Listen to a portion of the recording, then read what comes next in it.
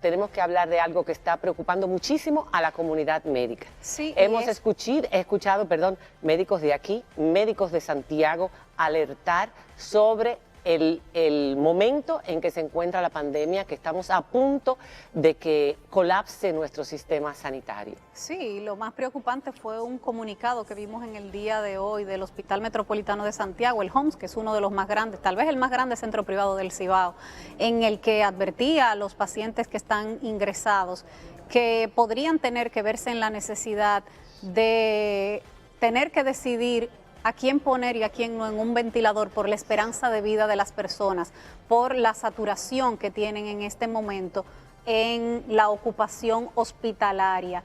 Es algo que hemos venido viendo en los últimos días, también aquí en el Gran Santo Domingo, y médicos como el doctor Pedro Ureña han hecho la advertencia de que en el sector privado la ocupación ya es casi total. De habitaciones y de unidades de cuidados intensivos sobre todo. Sobre todo. El doctor Pedro Ureña hoy lo estaba escuchando en tu programa de radio, decía que el país nunca se ha detenido, que la curva siempre ha estado en crecimiento, pero que en los últimos tiempos, por supuesto, producto de la desescalada, las elecciones y todo lo que, por desgracia, teníamos que pasar, sobre todo el tema electoral, con las dos elecciones, pero sobre todo la última, se ha acelerado, al punto que si no se toman medidas drásticas ahora, en 2 semanas habrá personas que estén muriendo sin atención médica. También en el HOMS, y vamos a ver la rueda de prensa que dieron hoy en el HOMS, e inmediatamente vamos a comunicarnos con el subdirector del Hospital Metropolitano de Santiago. Veamos. Tenemos que resguardarnos y dar un paso hacia atrás para que esto no se vaya efectivamente a una catástrofe sin antecedentes, ¿no? Todas las clínicas importantes de Santiago que tienen unidades de cuidados intensivos y capacidad de hospitalización están igual que nosotros colapsados. Entonces por eso nosotros le solicitamos una vez más a la población que vuelva al aislamiento domiciliario, que respete la normativa, lo que dice el señor Blasco, porque si no, en una semana los pacientes los vamos a tener que tener en los pasillos y se van a morir en los pasillos. Esa es la situación y esa es la gravedad de la situación actual. Estamos ante una enfermedad desconocida, sin tratamiento, sin vacuna, y estamos ante una población que no está siguiendo las normas. Y los grandes culpables de esto somos nosotros mismos, la población. Bueno, teníamos al doctor, pero se le acaba de caer el internet. Vamos a ver si lo recuperamos, pero es muy preocupante lo que se está diciendo desde los centros privados de Santiago.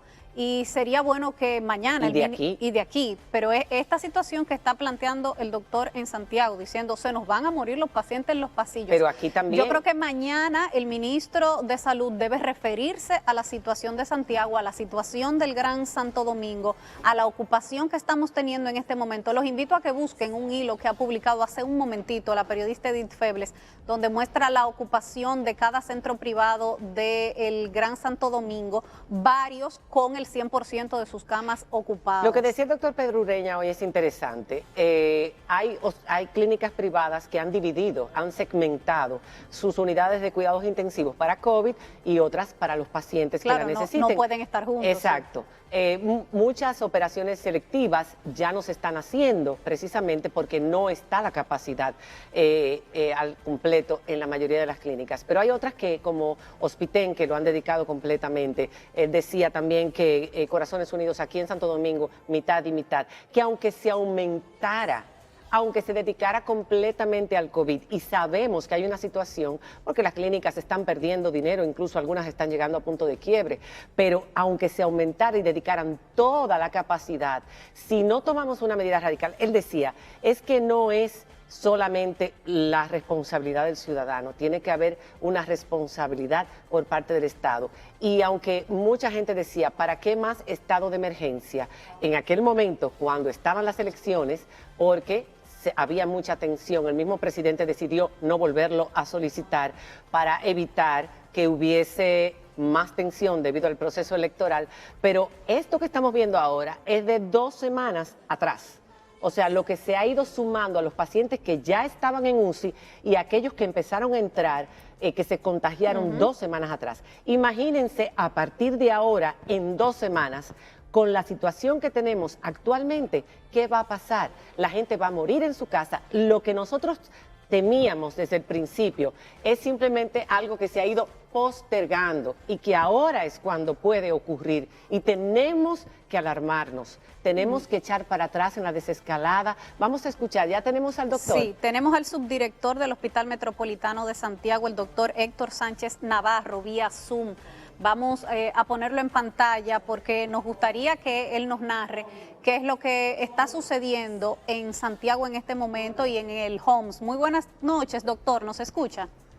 Sí, muy buenas noches. ¿Cómo están ustedes? Bien, doctor, ¿nos pudiera hacer una breve panorámica de lo que está pasando en Santiago ahora mismo con la ocupación de pacientes de COVID? Mire, actualmente la capacidad privada de salud de Santiago está totalmente ocupada. Dios. Tenemos, en el caso nuestro, del Hospital Metropolitano de Santiago, posiblemente el Hospital Privado Zona Norte con más camas dispuestas para esto. Tenemos 100 camas habilitadas y están las 100 llenas. Tenemos 15 ventiladores destinados a pacientes COVID y están los 15 llenos. Y tenemos en esta situación ya 5 días. O sea, ¿qué quiere decir esto? Que la rotación de camas no para. Saco uno para entrar otro. Hay Y pacientes... eso se llama en salud colapso asistencial. Exacto. ¿Qué está pasando con las demás clínicas privadas de Santiago? ¿Y qué es lo que, qué capacidad tendrían ustedes para aumentar en caso de que definitivamente lleguen más pacientes de lo previsto? El resto de la clínica hasta ayer estaban en la misma situación que nosotros. Y el sector público, tengo entendido que también está a un nivel de ocupación muy alto, muy alto. Nosotros, como hospital, hemos hecho desde marzo una redistribución de la planta física nuestra. Tenemos la ventaja que el hospital es en herradura y se dividió en febrero, o sea, con suficiente tiempo, en un hospital COVID y un hospital no COVID, verticalmente para prevenir la infección cruzada, ¿no? Y actualmente pudiéramos nosotros incrementar la capacidad de camas. Ese ahora mismo, por lo menos para nosotros, no es el problema. El problema es la cantidad y la capacidad de asistencia por parte de los especialistas de la salud, entiéndase, médicos y enfermeras. Ese es otro. Y no estamos contando que qué pasaría si se nos enferman el 20% de los intensivistas y neumólogos, o si se nos infecta el 30% de las enfermeras. No en el hospital, porque en el hospital con las medidas de protección no se enferman. Sí. Es cuando van a su comunidad, cuando requieren ir al supermercado, con un vecino que no respeta la norma de distanciamiento social. Ese es el peligro. Y la otra parte es los ventiladores. Sin ventiladores, un paciente que esté severamente enfermo no puede subsistir, o por lo menos no se le puede dar la oportunidad de que mejore. Va a fallecer ahogándose. Eso es así de serio. ¿Y qué pasa con los ventiladores? Que los ventiladores en enero, en tiempo normal no COVID, valían, póngase usted, $12,000, $13,000. Hoy la especulación lo ha llevado a $48,000. Y no hay hospital privado actualmente que la esté pasando bien económicamente. Nosotros ahora mismo, tanto los especialistas médicos como las clínicas privadas, estamos haciendo labor de altruismo. Estamos haciendo medicina de guerra.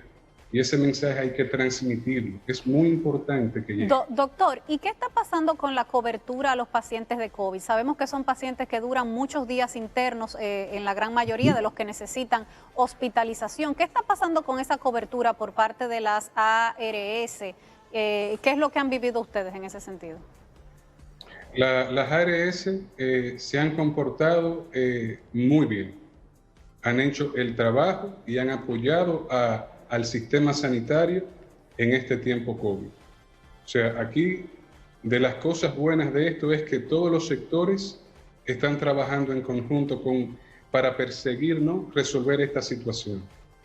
Es decir, que la cobertura para los pacientes no ha sido un problema a la fecha, por lo menos en nuestro hospital. Y entonces, doctor, si hay buena cobertura, ¿por qué usted dice que las clínicas lo están pasando mal económicamente?